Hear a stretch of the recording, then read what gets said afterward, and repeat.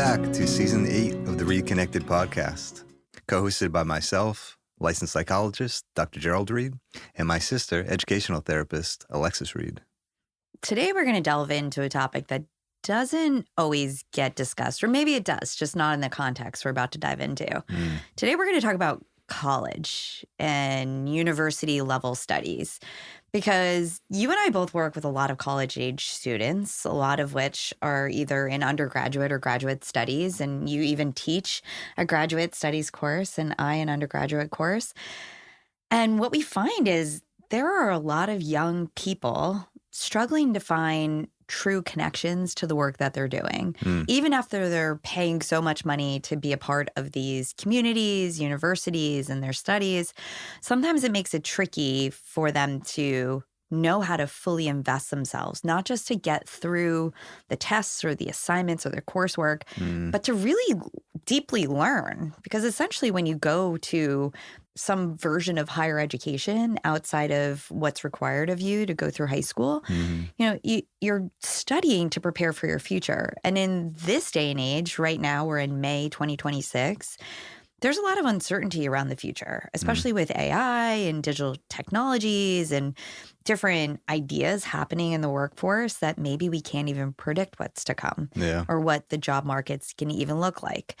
So I really want to talk a lot more about how we help not only the students and the families, but also the professors and those who are leading the coursework and those who are a part of higher education to think differently about their design, the way in which they engage their students, and how we really support students, not just to get through a college degree or program, but to really make the most of their time that is such a formative time between adolescence and young adulthood. Yeah, and especially a time in life when you're really on your own once you go to college. You know, there's no like one adult in the person's life once they go to college that's really looking out for them. There could be an advisor, but, you know, you look at big colleges, the advisors could have like so many students, so we like to think that professors in a classroom have such an important role. It could be such an enriching experience. It has the potential to be. And Alexis, we understand the context of higher education is that professors are not necessarily trained in how to be teachers, right? They are sometimes experts in their field or have, found their way into higher education to teach a course of content they're familiar with. And it is so crucial and important being a student and being on the other side of it of teaching is to find ways to support, like you said, the engagement of deep learning. And as you always point out, the executive functions that can get looked over or glossed over, and how important that is to really fully being a part of the curriculum and getting the most out of it. Because as we've seen in the people we've worked with and this is just how it works, is that if students struggle with executive functions in the classroom, they can really, it's a slippery slope. They can really fall behind. They can have a lot of that shame cycle you talk about. And so today we really want to talk about how to support the executive function in the classroom that really, supports their learning and their deep learning and their engagement in the process. And hopefully the students can learn ways they can use executive function skills in the classroom as well. Yeah. So for the conversation today, I think the framework is really going to be focused on how do we design better, right? How do college professors design their courses better through the lens of executive function and universal design for learning to make things more flexible? And also, if you're a student listening, how can you design your day and your experience a little differently and a little better? And if you're a caregiver or a parent or even a educator of a younger student, how can we actually think of how we scaffold these skills so when you get to college or any level of higher education, you can really make the most of it? I think that's really the goal. And for all of you out there who might be graduating this May, as we're going into a weekend full of college graduations here in Boston especially. Congratulations. You can't turn a corner without seeing somebody in their cap and gown. But I want you to also, if you're listening, think about how you learn best, whether you are going to go on to graduate level work and studies, or maybe just learn how to adapt to your new job. We have a great episode. We talked a little bit about the transition into the workforce. But really, we learn best by reflecting on our experiences. So we're going to bring you back to college, or if you're there right now, we hope that this will help you to think a little differently about your experience and how to make the most of your time while you're an undergraduate student.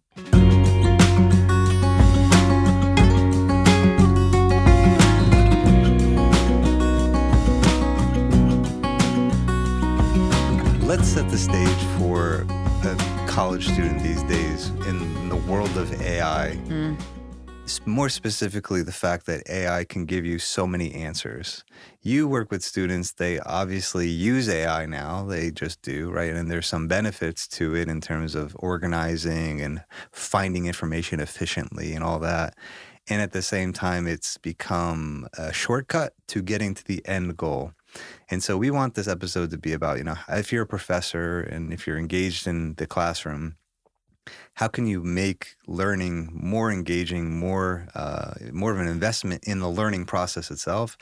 Because we have seen so many times that students nowadays are kind of just getting to the end. Yeah. And that's part of perfectionism too, is they want kind of like the perfect, outcome, and they want it immediately because there's like perfectionism matched with, difficulty delaying gratification. It's like a perfect storm of basically, young people nowadays wanting perfect and wanting it immediately. It's like, that's not the way life is. And that's actually, detrimental to their learning and their engagement in learning. Yeah, you and my clients know that I talk a lot about this idea of automaticity, right? Our brains want things to be automatic. And the more we practice, the more automatic we become at taking on any skill or task, right? The more we practice it, the more automatic it becomes. The more you practice your scales on an instrument, the more you can play them and integrate them in different ways, right? But in our world today, everything's automatic in that you can push a button and get a result, rather than putting in that time and focusing on the process of getting to where you're headed. And I see this so often, and I know you do too, with your students and also with the clients you work with. A lot of young people see AI sort of like a cheat code, right? Yeah. I was interviewed for an article that came out, I think it was December 2024. Myself and Luis Perez were interviewed to talk about how students with learning disabilities can benefit from AI. Yeah. And in it, I was quoted saying that, a lot of young people think of AI as finding a cheat code to get to where they're aiming for in school. Yeah. And I was telling the reporter that, they're just doing this anyway. How do we help them to understand how it can leverage their abilities rather than becoming a thing that thinks and does for them, right? And I think with every technology, if you move on from like a pencil to a pen to the computer, right? A calculator, right? There's all different levels of evolution, especially with technology. And technological disruption can feel uncomfortable as it's happening, but there's a lot of great benefit as long as we keep in mind some of the ethical consequences. And we had a great episode with Luis Perez talking about that. Yeah. And that will not be the only one that we bring on the podcast to talk about. Well, but I want us to think about how we meet students where they are, where they're not just like sneaking using AI, because a lot of my students who use AI to summarize an article or a chapter to be prepared for class or to answer questions they've been asked. Yeah. They often on the other end of getting through that semester will say, I feel like I'm dumber because of being in school right now. Wow. And the way I just did school. Jeez, and I'm like, that's like the opposite we would expect. Totally, right? It's unbelievable. And you're investing so many resources, so much time, so much effort into showing up for college. And we'll talk more about the structure and schedule of the day later. Yeah. But if you're investing in this experience, shouldn't you get something out of it? Yeah, I mean, it's interesting because like technology is moving so fast. I think people in the competitive environment we live in now, that it's almost like nobody wants to be left behind. And I totally understand that. Yeah. It's like you want to like stay with the times and keep up, and technology is going to help propel people to a higher level. But at the same time, like that's, I think, a slippery slope of forgetting the core elements of our brains and our ability to process information, our ability to learn more deeply. As we talked with Dr. Marianne Wolf, is like when you're reading a book, if you're not deeply learning it, if you're not deeply engaged in it, you're not going to get anything out of it. Yeah. You may just get some rote memorization of some facts or information, but you're not really understanding the deeper meaning and fully integrating it into your thought process. And so much of learning is how do you integrate information. I want to give a quick example.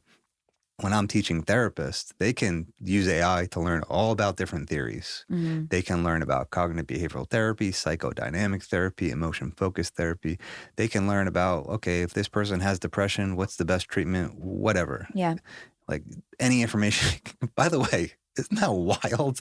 Yeah. You can learn anything. Well, right. That's why I always say, and I'm just going to jump in for a moment because it's such a good point. Yeah. And I tell the students I work with, their families, and the educators I work with too, I say, these kids today can learn we all can learn any content we want by Googling or going to chat or AI to like answer any questions we have. Like the content acquisition is not actually the goal anymore, right? So if that's so easily accessible, what are we doing in spaces of higher education? Yes. Like, what is the goal? And I always say that the most important aspect of college, especially during this formative time developmentally, is to build relationships, to learn from the professors and their wisdom, their experience, their studies, their research that they've done, have these conversations with people who only think about this one subject for the majority of their days,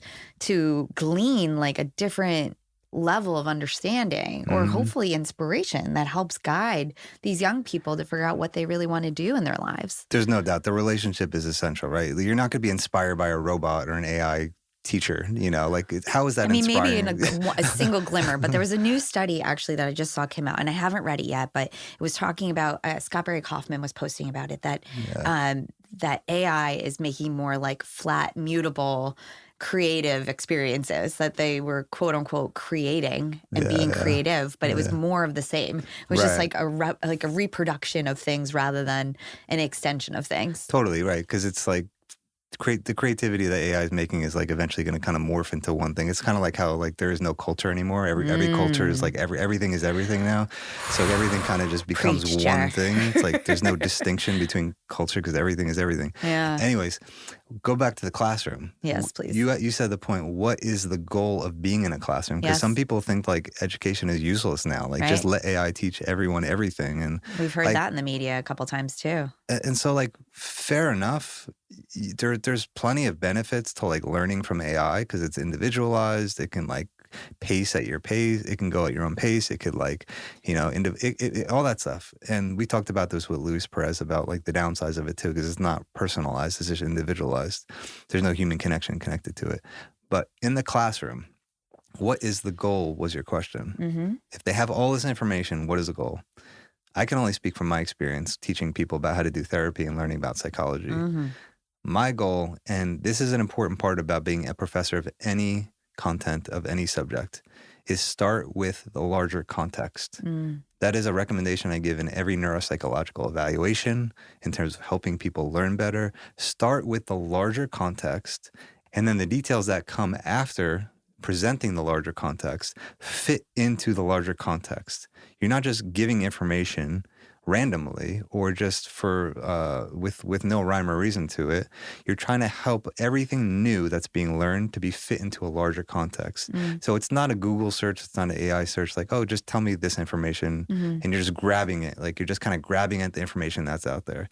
That is not deep learning. That's not helpful. You probably will forget it in the next like half hour because you're probably scrolling on Instagram and like getting inundated with more information. Right. So like deep learning, if you want to teach in a more effective way with executive function, is start with a larger context. So for me, teaching therapists and training, I would start by saying like, let's start big picture. What is the goal here? Beginning of every semester, beginning of every class, I will remind them. Your goal. It's very UDL of you, Jerry. Well, I learned from the best. Well done. Your goal is to be able to not just have information, but to know what kind of questions to ask to get Mm. the information that's relevant to the individual you're working with, number one. Number two, you can have all the information in the world, but if you can't integrate it Mm. into how you're helping a person, it literally does not matter what information you have. Example, you can say, okay, this person has depression. They should use CBT. Here's some strategies, right? Yeah. But Yeah. if you don't ask certain questions to understand the individual and learn how to critically think and integrate other information that's out there into this Mhm. one person that's in front of you.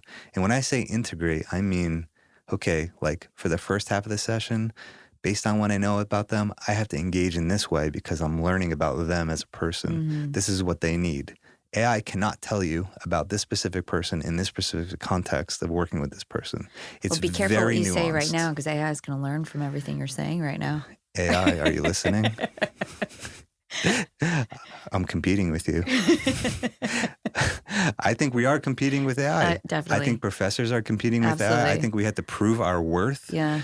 Because it is true that we have worth as human beings to another human being. And professors, college professors, learning about how to integrate UDL principles, executive function principles like this is essential because otherwise, you're going to be deemed useless. And that's not a good place to be. So I love the example you were sharing about working with your students, thinking about the big picture and the goal and how the details don't matter as much as being able to integrate them. And a really good example that anybody who's a parent out there can probably relate to is, as soon as somebody's found out they're pregnant and they share it with others, what's the first thing that happens? You might not know this because you're not a parent yet, but somebody will give them a parenting book and say, oh, read this before the baby comes. Oh, right? And it's like everything about development. And I teach developmental psychology, Here's right? everything you can ever Here's know. everything you can know, right? And a lot of people and parents out there, you can relate to this. They might read it and then the baby comes and you're like, nothing I read matters, right? Or I don't remember anything that I read in that book. And it's kind of frightening. I'm not meaning to frighten anybody out there who may or may not have children, but Good point. the idea is you can know everything about child development. Yeah. And then when you're in the context and the situation of being a parent or being a teacher or being a therapist, insert any role, Right. A lot of that core information Yeah. that might be foundational to help guide you Right. might get lost in a moment that's coming up, but it might still be imprinted in what you need that you can draw out of yourself at different situations, but it's not going to give you everything. If Just you're deeply knowing- learning it. Well, if you're deeply, but even if, Right. even if you're not having at least that familiarity, Yeah, a little yeah. preview of what's to come, Right, it's helpful. that's the goal, not learning everything about child development Right, because right. your kid might arrive and be Right. nothing as you expect. And then, expectations often lead to disappointments. Not saying that a child will be a disappointment, but, No, if yeah. you're expecting something to go a certain way and it doesn't, that can cause friction, which causes stress and anxiety. And whether you are an expecting parent or a new parent, or you're a college student arriving on campus and your expectations is that your college experience is going to be like every movie you saw that shows college students going to parties and then doing well in class and then, living their best lives every single day. That's not often reality. Well, because everyone's different, right? And I want to bring this back to the classroom, right? Yep. Like professors, every semester is a new adventure. Yeah. And I was doing a training for my my licensure, and one of the talks was therapy is a creative energy. It's a creative process I love that. because it's creative energy to learn how to engage with the person and draw out, whatever needs to happen in the process. So to your point, in the classroom, the students and the professors, I think, should really recognize it's a creative process to learn what they need. I'm going to make it real practical here too. I don't think many professors do this. Mid-semester or 1/3 through the semester, literally ask the students, Yeah. how's it going? Yeah. What has been helpful for you to learn this material? Yeah. What has not been helpful? Please tell me without any ego, without any fear of being, criticized or having any backlash. Well, feedback is helpful for all of us. And I'm going to rewind for a second because I want to start at the beginning of the semester for both professors out there and students to come or families to even understand what's happening in these college classrooms. I think it's really important for us not only to start with the goal, but also to think about, what do we need? Like, what do I need as I'm showing up to a college classroom with different professors, with, different experience levels?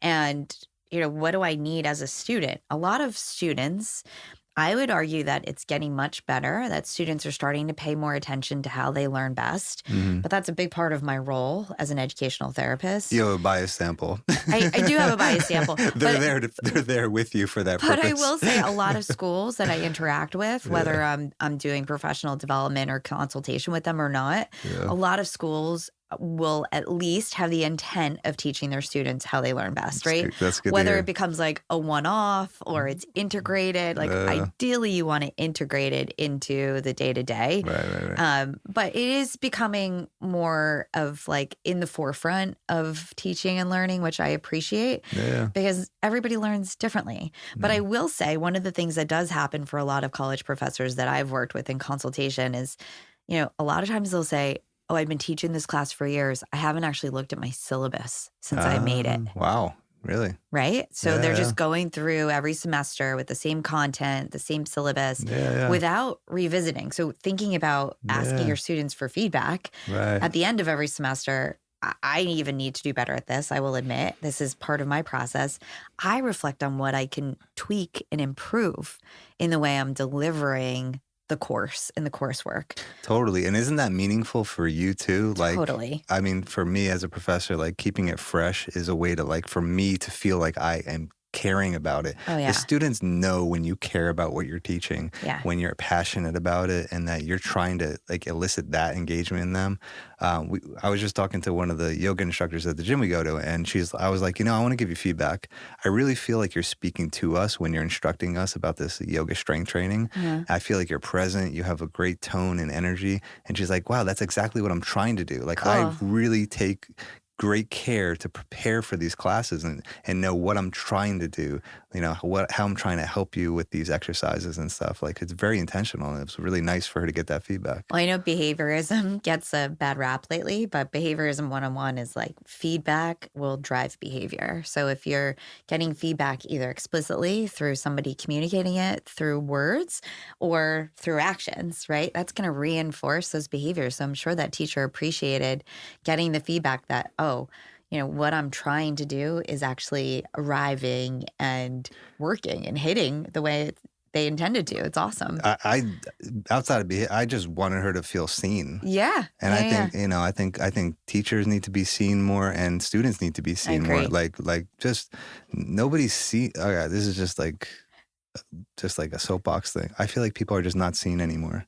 Well, It genuinely seen. It goes back to what you were saying that we discussed with Dr. Marianne Wolf, that when we're not doing deep thinking, learning, or reading, we're missing so much. And we've turned into a society that really is kind of functioning at a surface level. Yeah. Surface level relationships, surface level learning, surface level interactions. Yeah. Instead of like looking beyond just what's presented. Totally. And that's a whole nother conversation. Talking about that with Dr. Phasia about how a lot of individuals with autism will mask some of their habits, their behaviors, their parts of themselves to make it look like they're integrating into different parts of society that they expect to be happening. And, that takes a lot of effort. And when we think about students who are coming into the classroom just to comply and they're focused on compliance versus engagement, we end up losing so much. Or to appear like they know everything. Like I literally tell my students, I'm like, look, I was you. And I actually was them because I was in the same program. Yeah. I'm like, I didn't know things, and I was afraid to ask. Yeah. I was afraid to appear that I'm like, you better ask me your burning questions. Yes. You better ask me like what you like don't know, and I will literally role play for them, and I will stop my role play and say, okay, here's what I'm thinking. What do you think I'm thinking in this moment? Like, that's real Very engagement, meta. right? Yeah. Because one of the executive function skills is thinking about your own thinking. Yep. I don't want to just lecture at them. I want them to think critically and think about their own thinking. So I would do a role play with them, and I would say, wait, pause. What do you think in that moment when that patient, the fake patient said that to me? What do you think I was feeling and thinking? And they would guess. And I would say, well, this is what really was going on in my mind. And they're like, wow, like now I can really like almost like emulate you as a therapist because I can kind of see your process, right? And that's not me talking from a book. That's like in the moment learning, experiential learning. And that's, your metacognition, thinking about your own thinking, is an executive functioning skill. How can we bring that into the classroom? I mean, do you have ideas how to bring that into for other subjects and content? Because I can only speak from my experience. Absolutely. So when any new information is being presented, especially right before you even get started, I say this to every student across every aspect of life that I work with, that before you go into anything, you kind of need to check in with yourself and be like, what am I going to be learning about? What are the different ways in which this relates to different parts of the content area? So say you're studying business, right? And you're learning accounting, but you don't want to be an accountant. It's like, well, why am I learning this material? How does it apply to something I am interested in? And what questions do I have before I even get started? Because our brains are constantly filtering all the information that we're taking in every day. And this is not just like information coming directly from a professor in a lecture to me.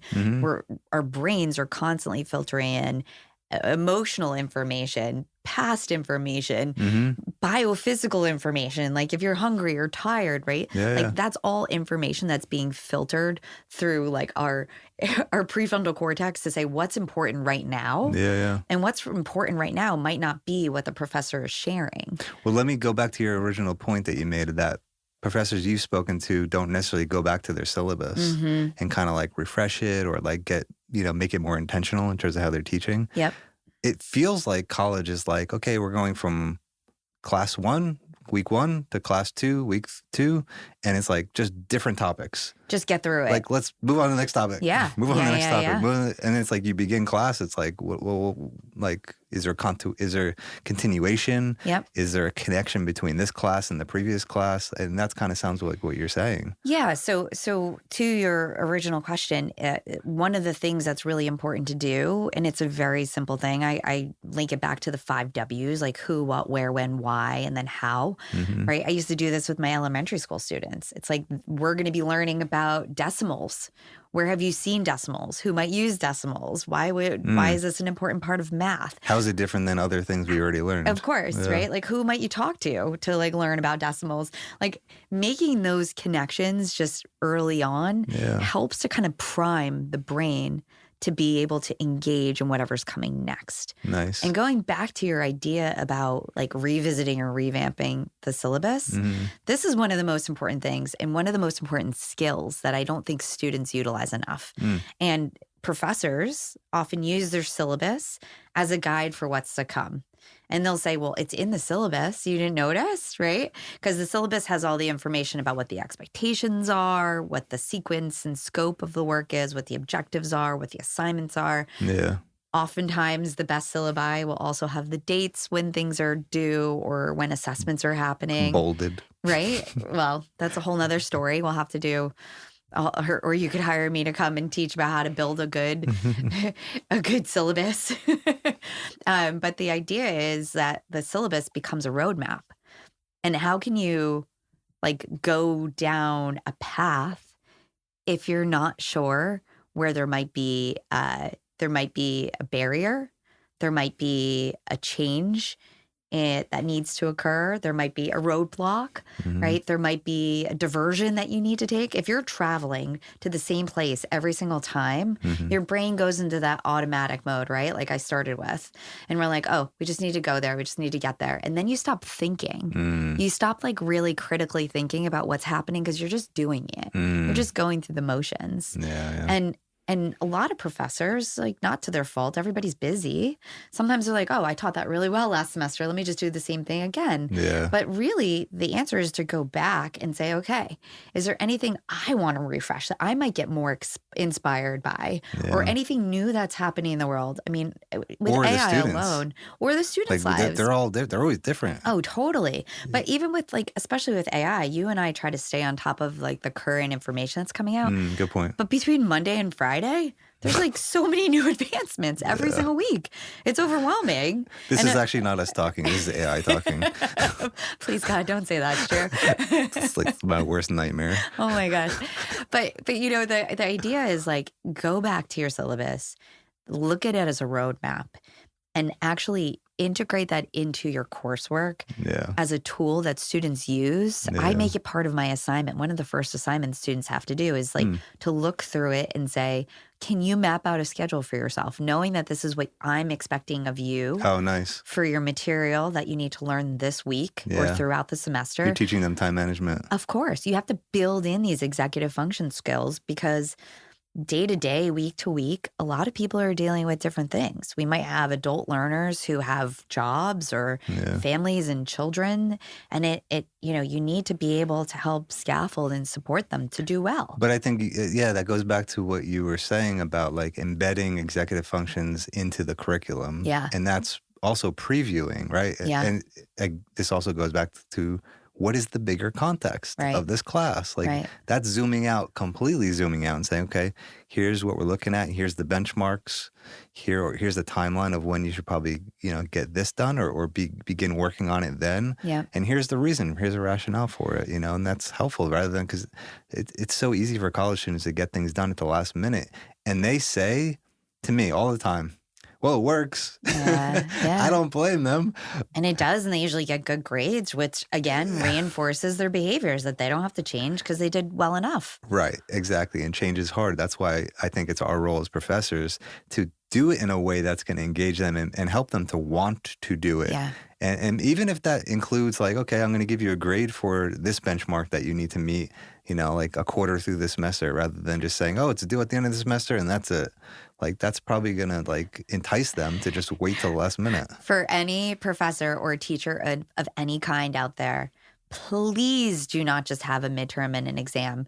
Like the amount of uncertainty and struggle and overwhelm and anxiety that comes from only having 2 measures of how they're doing in one class. Pressure. A lot of students will say, oh, there's only 2 exams. That's great. I don't have that much work to do. Yeah, This such a is good how point. they think about it. Oh, that's such a good point. Rather than, students who actually at the end of a semester reflect on their courses with me, which I have this great privilege to be able to do. Yeah, yeah. They'll say, it seemed like there was a lot of work because I had, different checkpoints each week that I had to do, whether it was a homework or a discussion Yeah. or whatever it was. If it's meaningful Yeah, yeah. and it's not just regurgitation of what they're learning, but it's meaningful and it gets them to think And they get feedback. and they get feedback Like on it. Like actual Or like, it stimulates thoughtful feedback. an actual discussion where they're able to make a connection with somebody in the class to learn something about their perspective that they didn't know before. Like when it's meaningful and intentional, these smaller formative assessments or checkpoints throughout the semester are more important than just these big assessments. And it actually reduces the stress, makes things more predictable, allows for students to monitor their own progress. And in addition, I know that there are some classes where professors have like 400 or 500 students in a class. Yeah, And yeah. bless them, that's a lot of students to be able to connect with. And thankfully there's TAs and different things that are meant to help and support. Right. But if you can, in whatever capacity, I would always integrate into your coursework or your scope of the semester that you have students come in either to office hours or some kind of conference or some kind of personal engagement with them to check in and be like, what is something that you find most interesting about this course? What's something that you did not agree with and you don't think is interesting? What's something that's working for you? What's something that's not? And it's not even about like you as a professor needing to change what you do. Yeah, It's getting the students to think a little bit differently about their involvement and their experience. And it doesn't have to be graded. It could be just like intrinsically enjoyable to be able to just freely talk. I do this in my class all the time. And I'm wondering if it's just because we're in counseling and therapy psychology that it's just normal to talk. Yeah, like it's just It's more normal. of a relational interaction And anyway. but it really helps these Yeah. discussions, like when people are open and honest, right? So I'm wondering, you're pointing out, this could apply to all different, fields and subjects for sure, to be able to, hey, let's just talk about what you've learned, what you're still confused about, Yeah. what you want to learn more about. Like just that for even 10 minutes of the, Totally. could make a big difference, I mean, I this assume. even applies when you get out of academia, right? And you're in the job force and the workforce, talking to a manager or a colleague about how you're doing and what you need. The point is like a lot of young people need practice. doing this reflective work Yeah, to good see point. how they're doing and to feel comfortable enough to ask a question and show that they're not sure or that maybe they need to adjust their approach. And this is where executive function comes in, because to be able to inhibit and pause and check yourself versus like, I just need to get through all this and I'll be fine. Yeah. To be able to use your working memory to say, okay, this is what I did. This is how I used it. Mm-hmm. How can I do things differently moving forward? Yeah. It requires cognitive flexibility, which is one of the higher order, higher level executive function skills to be able to say there might be a different approach. Right. Or maybe I don't know. And that's okay, because let me see what else is an option. What else can be possible that I can shift to? Who can I ask the question to that I feel safe and comfortable enough to ask? Because I always say, and I have a very empathetic perspective because I know that like life is hard, education is hard, whether you're a student or a professor or educator of any sort. So sometimes my students will report their perspective that professors are not always kind and open and empathetic when they ask questions. Mm-hmm. And it reinforces their fear of asking a question, asking for extra help, asking for extra time, asking for them to walk through something with them, because they think they just are expected to do everything they're asked right away without any kind of productive struggle. And this is the piece of things that I think across the board, especially in education, we're seeing a lack of like this ability to sit with the discomfort of not knowing yet, or this idea of productive struggle to be able to learn something through mistakes or through uncertainty, through asking questions and using resources to guide you. Wow, I think you just did a whole a PR campaign for colleges. Is like, okay, if AI can teach you anything, maybe our job in the classroom is not to just lecture at them and let them be compliant to learn what we're telling them, because AI can do that. Maybe the classroom needs to become just that, an arena, an environment, a context to discuss, to think critically, to use the knowledge that is already out there, and to be able to have conversations about it. Because if we don't, as you're saying, if we don't invite our students to reflect and talk openly, we're teaching them that it's not important to do that. Or that there's one answer to every question. Or that there's one answer. And there's only one way of doing things, and that's the professor's way and the professor's perspective, and that's it. For sure. Yeah, absolutely. I mean, it reminds me of all the episodes we've done about coaching and athletics, is that, there's kind of an old-fashioned way of coaching where it's like, just do what I tell you. I'm not going to ask you any questions. I'm just going to tell you what to do. You better do it.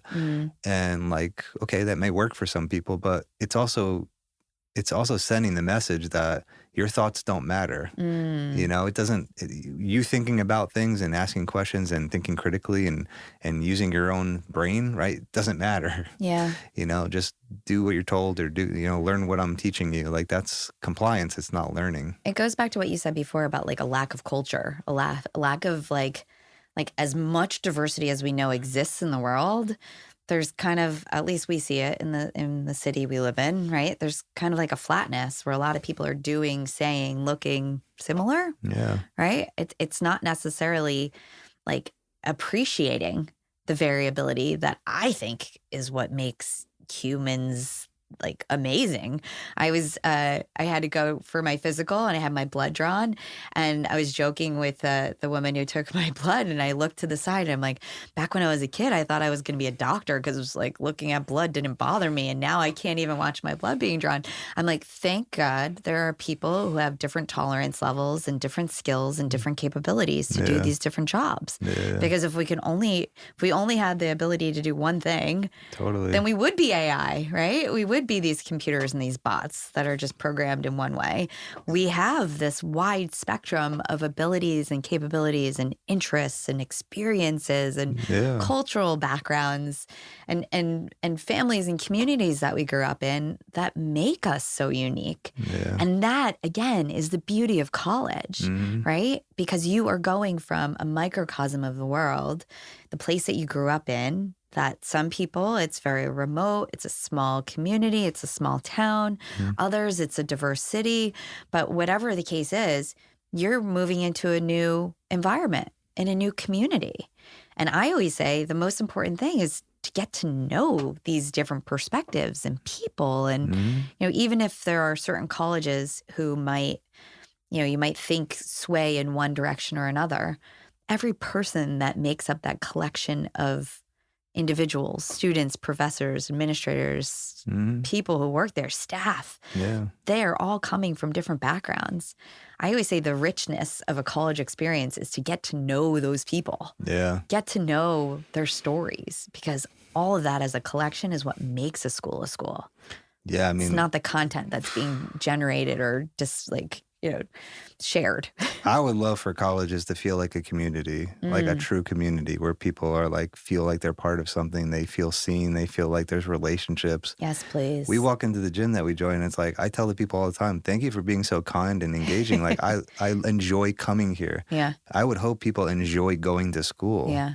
And to your point, it's not just let me just get through this. It's I want to be part of this. I want to engage in it. And well, I feel and I fear, at least through our perspectives of the people we work with, that a lot of young people are not having that experience where they feel connected to the community that they're a part of. Yeah, it's sad. Right? They feel very much like they have to perform in a certain way or look a certain way or do a certain thing. Yeah. Whether it's going to a party culture or an academic culture, whatever it is, a lot of people, and young people especially in the higher education, are feeling very isolated in their experiences.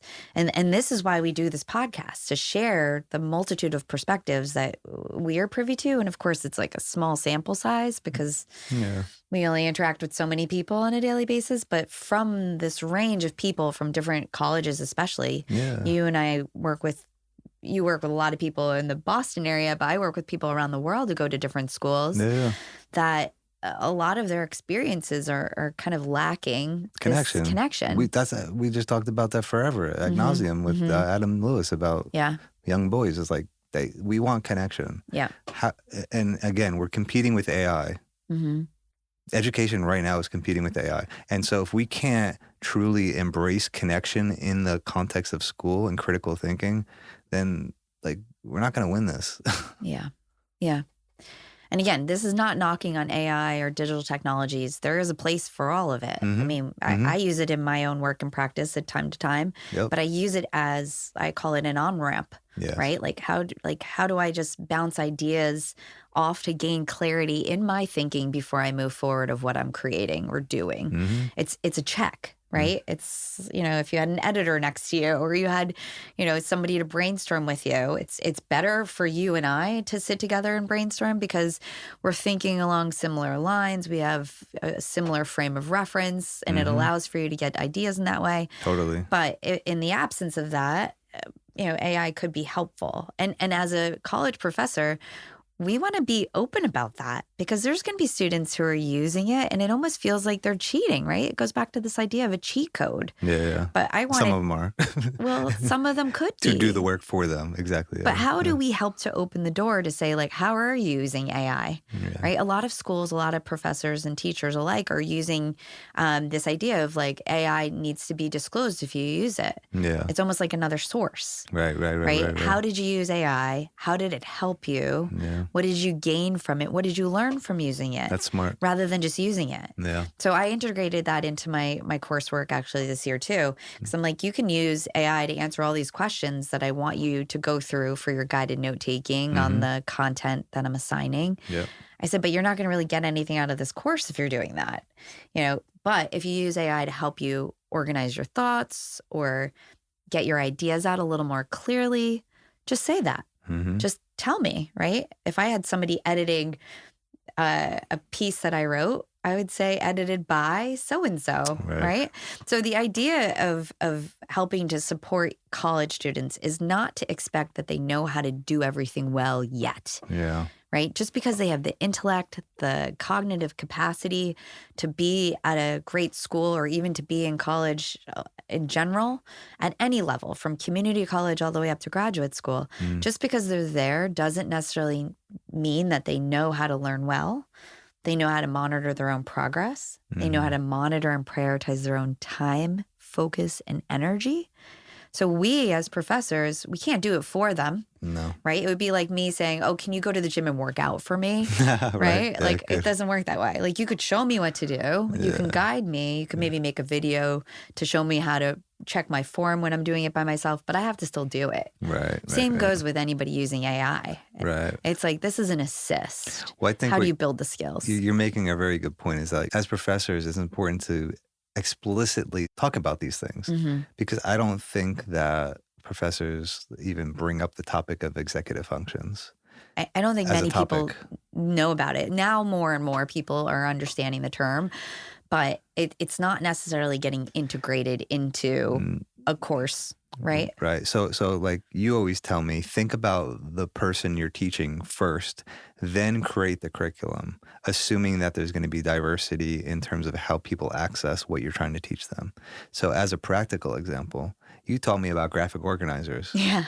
And I know that there's some students that could be very focused and can just be a sponge for knowledge. They'll listen to what I'm teaching them and they'll learn it and they'll absorb it. And some, like, they may go on tangents in their mind. They may, oh, that reminds me of this, or I want to ask a question about that, right?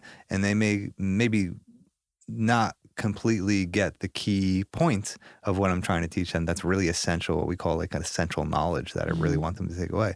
So in the content-heavy classes I've taught, I would create a graphic organizer. And that essentially, you can look it up what it is online. You can use AI and AI will teach you, or AI will make one for you if you want. I don't use generative AI for anything because I want to use my own brain to create things, but it is a good way to learn what something is and then use that knowledge to make something yourself.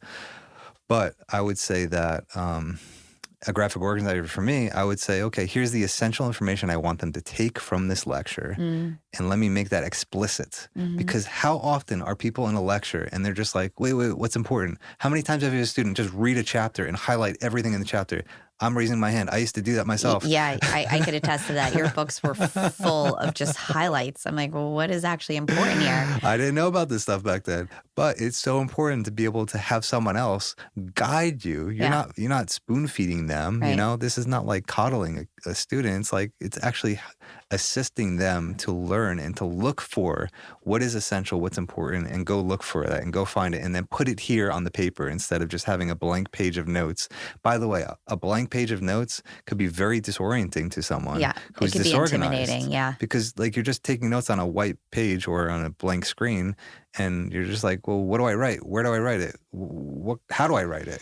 Yeah. So graphic organizer helps with that. Students who have greater challenges with working memory and processing speed, especially, which we're seeing more and more come up through high school and higher ed. We're seeing a lot more of those neuropsychological profiles come through. Yeah. If they are struggling just to capture everything, they're missing everything. Yeah. Right? They might end a lecture or a course with tons of notes, but if you were to ask them what the notes are about, they might not be able to even talk to you about it. I love that. It's like reading to read versus reading to understand. Yes, it's like listening to listen versus listening to understand. Exactly. Which is not their fault. Like professors may be like, oh, they're lazy or they're not paying attention. Like they literally might have a hard time doing it. They need some scaffolding to absorb the key points, the main ideas. So here's the other thing too, is if you're a professor or an educator, you might have slides to help guide you in your thinking to keep you organized, right? As like, these are the key points I want to share. All you're doing is creating that shell of an outline for your students to follow with you. And to write notes underneath it, underneath those key ideas so that they can not just have like a blank page that's just, free for all. And as a great practice for us as professors especially, it's actually helpful for us to ground ourselves in what we want to make sure we focus on. Because a lot of times, and this happened a lot more this semester from my students that I talked to than ever before, at least in my own experience, a lot of professors that my students worked with this year, it almost felt like elementary school when you get like to the end of the year and the teachers are like, oh, but we didn't get through all this content. We have to get through it. Right. So it was almost like a ramp up towards the end of the semester, which just stressed all of my students out because they're like, wait, what happened to, what was on the syllabus? How come the syllabus is totally changed? Now I have 5 assignments due in 2 weeks. Yikes. And then that's happening across 3 or 4 different classes while you're also preparing for exams at the same time. Right. And it's like, how do you prioritize and shift your resources and energy in a way that you can do all of the work well? Yeah. It shifts and changes things. So it's really important for us as educators too to guide our own process and make sure we have the time and space to go deep for each one of our classes rather than just at the very end get it all in, right? It also helps us to ground ourselves, especially if you're one of those teachers who hasn't gone back to your syllabus in years, right? Because the content, you might know it like the back of your hand, but given the context, the situation, our own personal lives, sometimes it can interfere. Yep. So providing these scaffolds and supports actually helps everybody. It doesn't help just the student. It helps the teacher, it helps the student, it helps the flow. It helps to build connection because it even, again, going back to being seen, students who absolutely need that graphic organizer, that support, they feel more appreciated. They feel more seen by saying, oh, thank you for this. I couldn't have done this without what you provided. They literally use those words. Yes. Yeah. Yes, That's how I've they heard react. it many times. Right, exactly. Yeah. So great. It's a beautiful thing. And we're not saying this is easy. Like, like literally this is hard, but it's hard up front. Putting the work into figuring it out is the hard part. It's like, it just takes, some thought process and to think critically again about like, what are we doing as professors? What is our role in education nowadays? Because the landscape of education is changing rapidly. It started with YouTube. Drastically. As our producer Mike says, YouTube University. It started with YouTube and now it's becoming AI. It's like the landscape is changing. So we have to think about what exactly is our intention about being a professor at this point. Yeah, it's so important. And this is why I love universal design for learning, because it's like, how can we ask ourselves the same questions we want our students to ask themselves about how they learn best? Yeah. So it's like, how can we proactively design for a little bit of flexibility within the structure to support our learners to get what they need? And it doesn't mean you individualize every single thing that you're doing, right? If you're going to the grocery store, I've made this reference before, and you're looking for new cereal and you walk into the aisle with all the cereals, there's like a gajillion options. How are you going to figure it out? Like, it's hard to choose. So I'm not saying provide a lot of different options for students that you might think might benefit from like 5 different ways of teaching something. The idea is like, how can you give a little bit of flexibility through at least 1 or 2 different options that students can pick and choose what makes the most sense for them, whether it's a graphic organizer or an outline or a syllabus that gives an example of what the timeline for a week's worth of work should look like. Applying it to real life examples. Small group discussions. Like, there's different ways, And rather than us as educators creating everything on our own to proactively design for the variability that we know is going to exist in the classrooms, ask your students, right? Like, your idea of checking in at the midway point and saying, hey, I'm going to just give you an anonymous survey. Can you share how you think things are going and what's working for you and what's not? What do you think might be more helpful? Did you gain new ideas? 100%. I'm like, you want that? You got it. What's an example of what you were able to create really quickly? They're like, we really like those in the moment role-playing examples. We really appreciate that. I'm like, you want that? I'll get it. And sometimes I'm like, there's a part of me, and maybe educators can relate to this. Part of me feels like, well, I'm not really. I feel like I'm not teaching them everything I know because I'm going in this direction of like doing this way of teaching. And then they're like, no. We actually learn more from that and these types of discussions than we would have if you lectured at us. They learn more because it was more organic. Yeah. And they're like, it was, we learned the content through the way you taught. So we actually learned more than we would if you just try to, go through a million PowerPoint slides. Yeah. I was like, oh, that makes me feel great. Thanks. Yeah. I have to say, I'm thinking back to my graduate school work, and one of my favorite teachers, professors, she used to just share anecdotes about like all of her other like friends that she hung out with, and that they were all like some of the developmental psychologists we were reading about. And I remember more about the anecdotes sometimes than the content. There you go. But that helped me connect to the content, actually, because I would be reading and be like, oh, that's so-and-so that she referenced the other day that they were hanging out doing whatever. But again, it's about like how we prime our minds to notice patterns. Like our brains are constantly noticing and recognizing patterns. We're looking everywhere for in the world, constantly. We're looking for associations. That's how we learn. Constantly. Yeah. So instead of just trying to, pour so much knowledge and information into our students' minds, which again, they can get access to pretty much anywhere, any way that they want to. Yep. And, share that. A lot of my high school students learn most of their history content through videos. Yeah. And that's okay as long as they're picking up on the salient, important information. Yeah. But, that's not the role, especially in higher education. You look to the schools that have Harkness tables and Socratic method of like... Can you share what that is for the listeners? A Harkness table is when you just kind of come literally around a table like they used to back in the Middle Ages and discuss a topic, discuss an idea. Openly. Right? Think about the great philosophers. They used to, Emerson used to have folks come out to nature and just look around and observe and notice and discuss what they saw and then create from that, right? Or, Socratic questioning, where you're actually using questions to guide the learning rather than just not just telling them, taking the information and then doing something with it, regurgitating it back. How do we think a little bit more creatively? Or go to constructivists, right? Maria Montessori is one of my heroes, where she said, when you learn by doing and you start creating associations that develop over time, and then you start to apply them and you think about the application to the greater good in the world, not just to ourselves. And how do we keep expanding the knowledge instead of keeping it small and just in one specific context? As David Rose says, and we are constantly quoting him, that teaching and learning is so emotional. Yeah. And when you can activate these senses, you can emotionally connect to an experience. It resonates on a different level. And in fact, I would argue that it creates an energetic resonance that makes you feel good and make you want to be there. It inspires everybody around you. Yeah. And listen, our tagline for the podcast is like, life is hard and teaching is hard.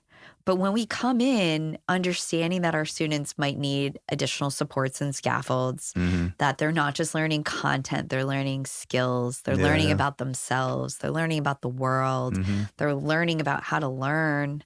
Right? When we can anticipate that, when we can support that, when we can see and acknowledge that, and then we can share our passion for the content that we might have expertise in because we're teaching these courses, I think that's the magic combination, right? If we're thinking about what are the things you need to do, it's the consideration of what the needs are, meeting students where they are, meeting ourselves where we are, and starting simple, right? Maybe you just start with redesigning your syllabus. Maybe you think about how you add in points of reflection or previewing with good questions that students come up with before you start your lecture. Start with what feels comfortable. That is just more intentional. You might be doing a lot of it already in your classes. It could be. I mean, I get, just to be clear, like the feedback I get is very positive, but I'm always trying to figure out why. I don't take that for granted. 1 second. Because I know that I have to show up for my students and I want them to want to be in class. Like they are paying a lot of money to be there. They are investing a lot. It's a lot of work. I want them to feel fulfilled and enriched. And they do. And it's the best experience I can ever have professionally is when I get that feedback, because I feel like that's my intention. You had said there's little things you can do as a professor. I think what helped me in psychology especially, just for someone to say, hey, this is one way of looking at it. It doesn't mean it's the only way. And here's where it's coming from. Nowadays, kids are very perfectionistic, wanting answers, wanting black and white, right or wrong, this or that. To some degree, it's like there's just gray areas. There's different perspectives. Things are relative to a context. And I think that alleviates a lot of pressure to feel like you have to have the right answer. You have to find the right way, the right theory or whatever it is, right? And I teach my students, and just by doing that, alleviates the pressure, and it also helps them to be curious. Because once that opened my mind, because I learned about different therapies, and theories psychologically, And in the beginning, I'm like, oh yeah, that's my theory. That's my theoretic orientation. I don't believe in other ones, because I'm like, this is it. Yeah. I needed someone to be like, that's one way of thinking about it. Here's another perspective. And here's why this therapy came about. Yeah. Here's why this other therapy came about. And all of a sudden, I'm like, I want to learn about all of them. Yeah. I'm so intrinsically curious. And our friend Fritz, Fritz? Yeah. He would see me in the library, just like absorbing stuff. He's like, why are you always so happy, man? Like, we're working our butts off. I'm like, I genuinely am so interested in what we're learning. Yeah. But I think that message, and I don't know where it came from. Maybe certain professors really instilled this in me. Maybe it was just Mom, all of us. Yeah. Maybe just, being grateful that we're part of, an institution that's teaching me, is that like once that was ignited in me, curiosity, man, like that propelled me completely and growing and being invested and caring about my profession and stuff like that. Yeah. And it's okay to be curious. Yeah. Right. And I think as educators, as adults in the lives of young people, we feel like we need to have every answer. Yeah. And just to be like, I'm not sure about that. Or I see what you're thinking there. Mm-hmm. Let's try to figure out if there's like an alternative perspective that why? maybe contrasts that, and why. Yeah. What would other people say about this? Yes. What would so-and-so say about this? Right? I think that is the work. Yeah. That is the learning. And that is what makes us, I think, powerful, incredible entities in this world that is going to save humanity, right? Actually, is if we can believe in ourselves and we get to know ourselves by asking these questions, figuring out where our curiosities lie, and being okay to explore that and to learn about it instead of just staying stuck in like maybe what's presented to us or what we see in different digital capacities or what we're hearing.